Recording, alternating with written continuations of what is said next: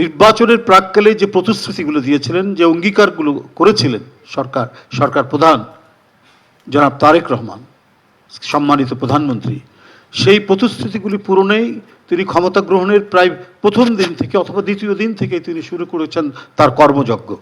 আপনি family card বলুন, আপনি কৃষক কার্ড বলুন, আপনি খাল খনন বলুন, আপনি বৃক্ষরোপণ বলুন, নানাবিধ কর্মকাণ্ডের মধ্যে দিয়ে তিনি যে এই প্রতিশ্রুতিগুলো যেটা দিয়েছিলেন সেই কর্মকাণ্ডগুলো তিনি অব্যাহত রেখেছেন। দিন রাত নিরন্তর প্রচেষ্টার মধ্যে দিয়ে তার প্রতিশ্রুতি বাস্তবায়নে তিনি কোনো ধরনের কমতি করেননি, ক্রমাগতভাবে সেটা করে যাচ্ছেন।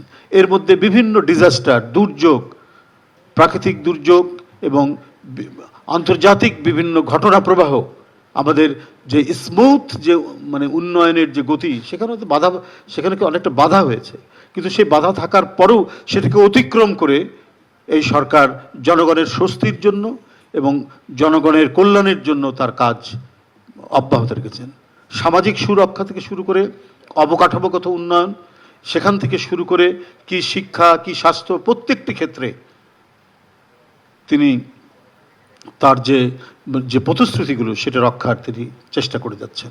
আজকে বিভিন্ন সেক্টরে যে সমস্ত আমরা ইয়েগুলো দেখি, যেখানে হয়তো যে বিভিন্ন সংকটগুলো দেখি, সেই সংকটগুলো উত্তরণের জন্য প্রয়োজনীয় যে নির্দেশনা, সেই নির্দেশনা দিচ্ছেন। একটা দেশ থাকলে পরে আপনার মহামারী আসতে পারে, সেখানে নানা প্রাকৃতিক দুর্যোগ আসতে পারে, বন্যা আসতে পারে, ভূমিকম্প হতে পারে, কিন্তু জনগণের একটি সরকার থাকলে সেগুলোকে মোকাবেলা করে মানুষের কল্যাণে কাজ করে যাওয়াই হচ্ছে সেই সরকারের ব্রত।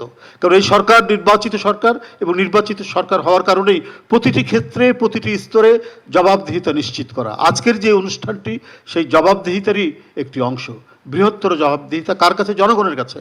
এবং জনগণের কাছে জবাবদিহিতা কি কার মাধ্যমে হয়? একটি সরকারের পার্লামেন্টের মাধ্যমে এবং গণমাধ্যমের সাংবাদিকদের মাধ্যমে।